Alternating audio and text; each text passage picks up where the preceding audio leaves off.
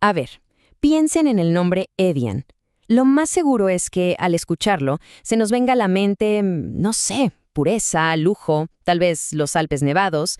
Pero ahora, lo increíble es que ese mismo nombre es también sinónimo del final de una guerra brutal y del nacimiento de toda una nación. Miren esto. A un lado tenemos un logo que es, bueno, reconocible en cualquier parte del mundo. Al otro, un documento que literalmente cambió la historia. Y ambos están conectados por el mismo nombre, Evian. Y ahí viene la pregunta, ¿no? ¿Cómo es posible que una palabra represente un estilo de vida de lujo y al mismo tiempo el final de una lucha sangrienta por la independencia? Esa es la pregunta del millón, ¿verdad? ¿Cómo es que un pueblito tranquilo, allá en los Alpes franceses, termina siendo la cuna de dos legados tan diferentes y tan potentes? Para encontrar la respuesta, bueno, tenemos que desentrañar sus dos orígenes. Ok, empecemos por el principio. Bueno, por la historia que casi todo el mundo conoce, la del agua mineral famosa en todo el planeta. Y es una historia que, curiosamente, empezó casi por casualidad, hace ya más de 200 años. Todo comienza, imagínense, en 1789, plena Revolución Francesa. Un conde, Jean-Charles de Laleyssière, huyendo de todo el caos, llega a refugiarse a un pueblito llamado Evian-les-Bains, y ahí descubre un manantial. Él aseguraba que el agua de ese manantial le había ayudado con sus problemas de salud. El rumor se empezó a correr y la fama del agua creció tanto que para 1829 ya había una planta embotellándola.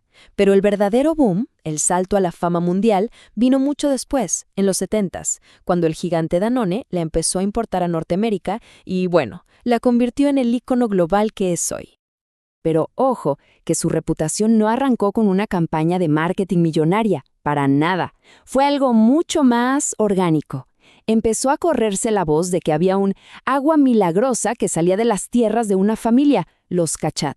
Y la cosa se puso seria cuando hasta los doctores de la zona comenzaron a recomendarla.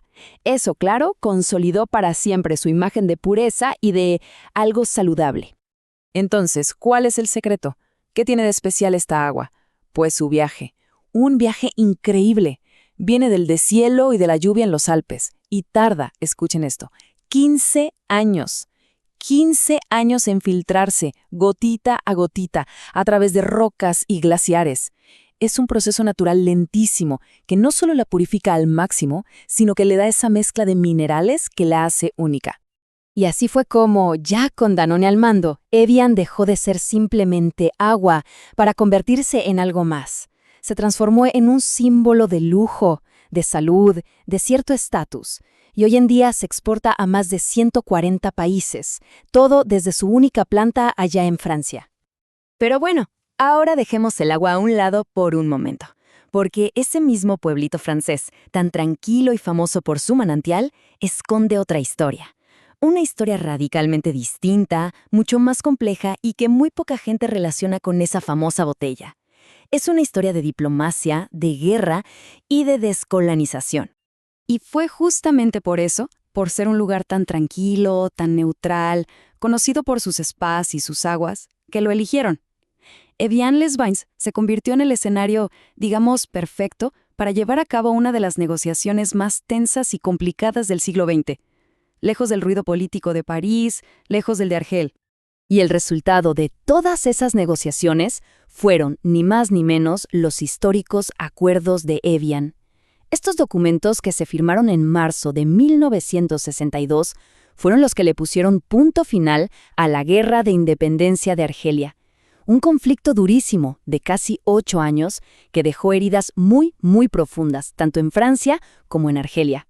Pero ojo, no estamos hablando de un simple tratado de paz y ya. No. Lo que hizo estos acuerdos tan especiales fue el nivel de detalle de verdad increíble. Eran tan minuciosos que prácticamente definían casi todos los aspectos de cómo iba a ser la futura nación argelina.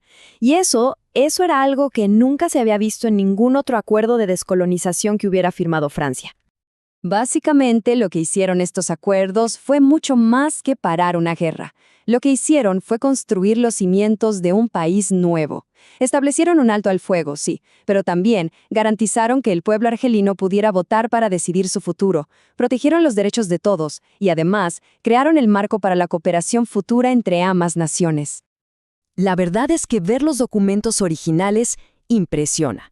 Es pensar que detrás de cada artículo, de cada pequeña cláusula, hay horas y horas de negociaciones súper intensas, todo para ponerle fin a un conflicto devastador y por fin empezar a trazar el camino para que Argelia fuera una nación soberana. Y así es como llegamos a este punto, ¿no? Con estas dos historias tan diferentes. Por un lado, el agua. Por el otro, la paz. Vamos a ver cómo es que estos dos legados, tan distintos entre sí, conviven bajo un mismo nombre. El contraste es brutal, de verdad. Piensen, por un lado, el agua de Evian, un símbolo de pureza, de lujo, algo que nos da la naturaleza filtrado por los Alpes. Y por el otro lado, los acuerdos de Evian, un símbolo de paz, de soberanía, algo forjado por la diplomacia para ponerle fin a una guerra. Es realmente increíble cómo un solo lugar puede tener dos significados tan potentes para el mundo entero. Para el comercio global, Evian es la fuente de un agua premium, pero para la historia es el lugar donde nació una nación y donde se volvió a dibujar el mapa de la era poscolonial.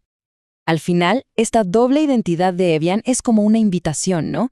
Una invitación a mirar un poco más allá de lo que parece obvio.